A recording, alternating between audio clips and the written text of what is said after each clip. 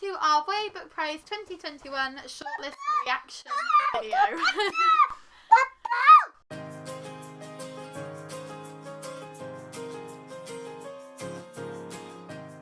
So I have Ezra helping me today. Sorry, And Sophia helping me today. And Daddy helping me today. It's all of us together. So this is going to be a bit of a mess, but let's see how it goes. I will link you down in the description. Oh, Sophia is trying to be the camera lady. No, this is the right framing. This is good. Wait, let me just take a picture of what this looks like to us. Oh no. Hello, self. Yes, Sophia is being our camera lady, and so we will hope that she doesn't do anything drastic to the camera. Ezra over here reading Goosebumps sadly won't be appearing on the Way Book Prize shortlist, but he can hope. That's the microphone. That's the microphone. She is trying to do some voice control. Shall I grab her? Maybe. Hello, mate. But yes, so I will link down in the description. We did this same video last year when our channel was brand spanking new, where I reacted to the Way Book Prize shortlist as it was announced. So we thought it would be fun to do it again. Yes, my love. Yes. So Sean is going to read out the book on the shortlist, and then I'm going to react to the books that are on the shortlist. I've already done my Way Book Prize predictions, so I will link those down in the description, and you can see how accurate or inaccurate my guesses were. I'm just trying to fill time until Sean can find the Twitter, because I don't know if he knows what the Twitter is. I can see out the corner of my eye. We have a drum roll. Scrolling. We have a drum roll. Oh, we have a drum roll. Okay, that's exciting. So let me just refresh that drum roll. You're squishing me toes. Oh, me toes. Sorry. Oh, Ezra, no, you don't crumple the book up. Don't bend the no, books. Little one. Right. But yes, we are Shall we begin? going to react, and I'm nervous but excited. It's like my favourite day of the year. Okay, so the first one is Wrangler's Stone by Darren Charlton. Wranglestone. Yes. Wranglestone. Okay, so Wranglestone by Darren Charlton. That is a horror book. Oh! Oh, the microphone! No! Sophia! Okay, are we ready now? Yes. Sophia, would you like to come and sit with us, my love? Come and sit with us. Yeah, come on, come and sit with us. Ezra. Ezra. So, Wranglestone. As far as I'm aware, zombies. YA, horror, zombies. It's set in the Alps or somewhere similar. I can picture the cover in my head. It's like mountains. Sean will have put it up. Sean is currently showing me. Yeah, it's like mountains. There's a yellow font. I'm interested. Apparently, according to that, it was shortlisted for the Costa Prize. So, it already well received. Not what I was expecting to see on here. I did not predict that one. 2. A Good Girl's Guide to Murder by Holly Jackson. Good girl, bad blood. The sequel. I got that one. That was completely confusing. I was like, have they just shortlisted the same book 2 years in a row? Good Girl, Bad Blood. So this one makes sense because it's a sequel, but it stands very nicely by itself. So you're still following the same characters, but you don't need to have read book 1. Like, the events of book 1 are recapped very well because Pip Fitzamobby, who is the main character, has a podcast where she talks through the events of the first book. So I'm glad to see this on there. I'm not often what is Sophia up to? Oh, she's trying to show you her giraffe. I'm not often a fan of sequels being on the shortlist because sometimes it means that they don't make sense by themselves and they don't sound nicely alone. But Good Girl, Bad Blood is definitely the exception to that, and I did predict that one. Book 3 is And the Stars Were Burning Brightly by Danielle Joando. Oh my god, okay, And the Stars Are Burning Brightly by Danielle Joando. I'm so excited to see this on here because it is a beautiful book. So the main character's brother dies by suicide, and he has to come to terms with not only the loss of his brother, but the fact that he actually found his body, and he's trying to... Sorry for all the screaming. He's trying to work out why his brother made that decision and what pushed him to end his life. And at the same time, it's like a dual perspective, so you're also following a friend of his brother called Megan, and she is also coming to terms with the loss. So it's a very poignant look at grief, and it's also set in Manchester, and it's got a very strong sense of voice. Like you get some kind of non-standard writing in there to make the voices more realistic. So that's an exciting one.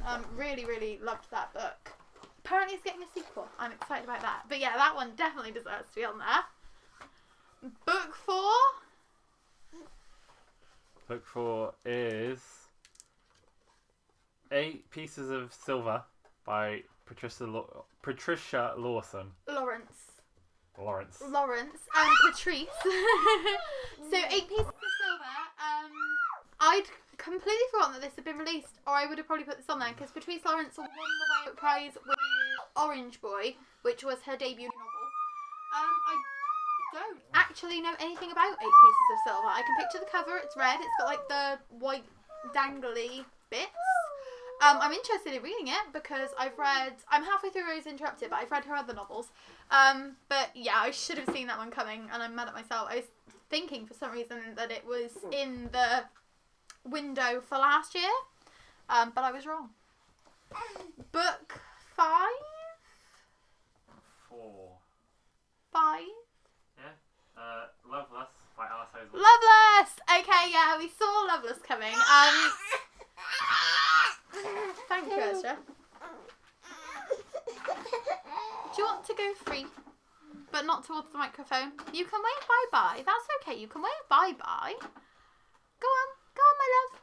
Go ahead. No, you're just going to plot. That's fine. This is absolute chaos. I apologise profusely. Loveless by Alice Oseman. One of the only YA book prize, one of the only YA books is what I'm attempting to say. One of the only YA books I know that features asexuality.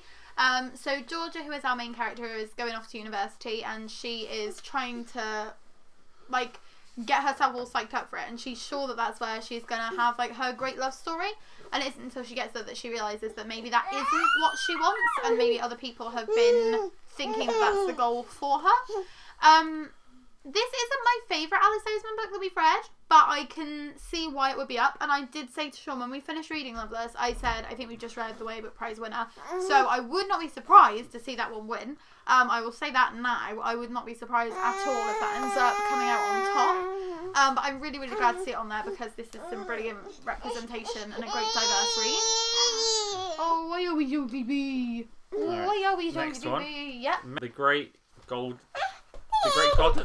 Great Godden by Meg Rossoff. I was not expecting to see this on here. I'm gonna be honest, I know nothing about this book. I've heard good things about Meg Rossoff's writing. Sophia.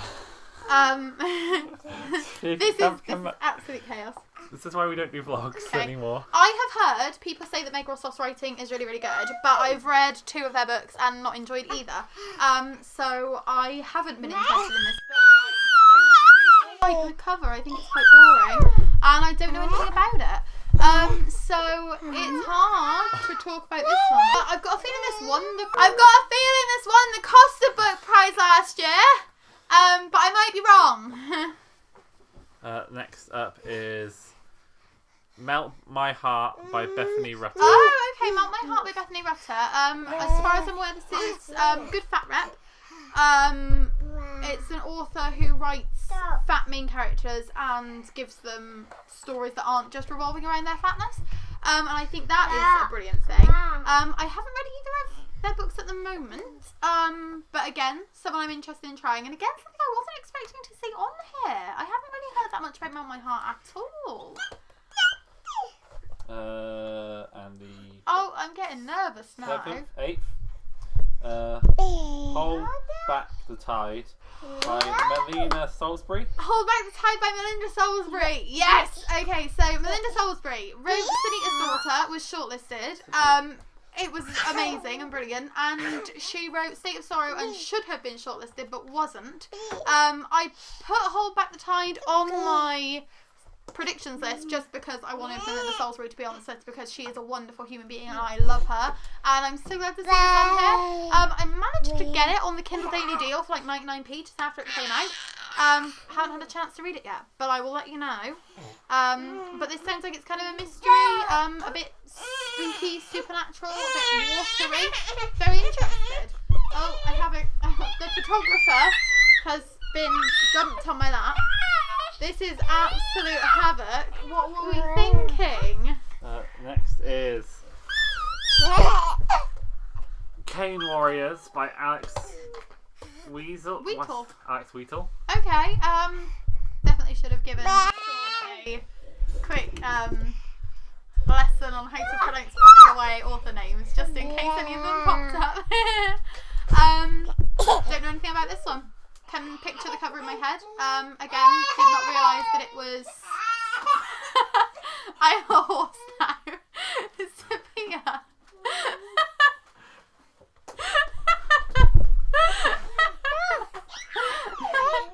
We're trying to film Mummy Pig instead, aren't we?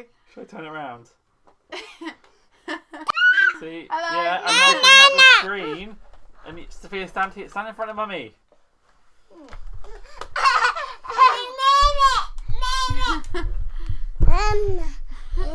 You sit on Mummy. I'm so glad I came home from work early for this. I'm so glad that I thought this was a good idea.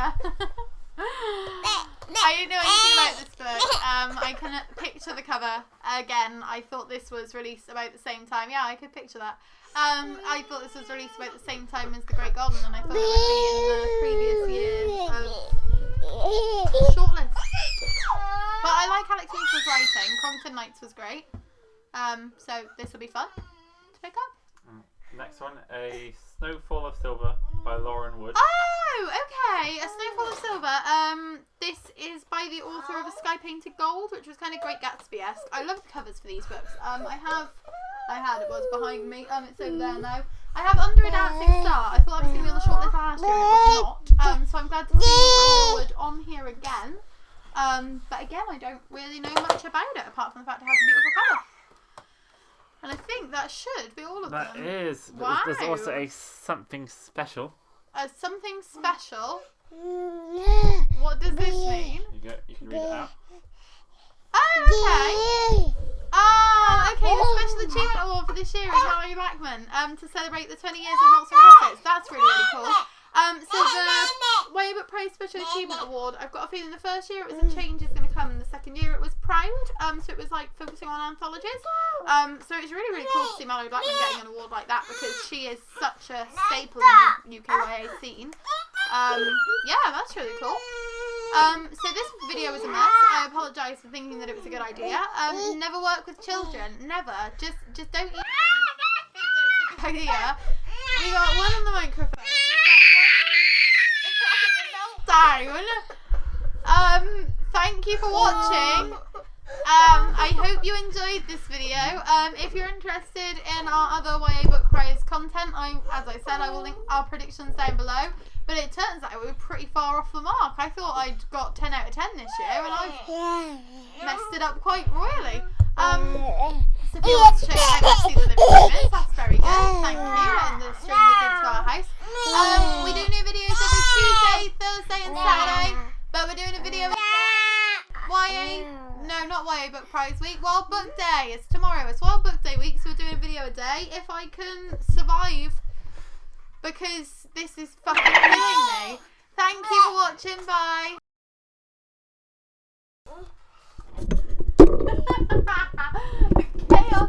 Chaos is raining. Never work with children.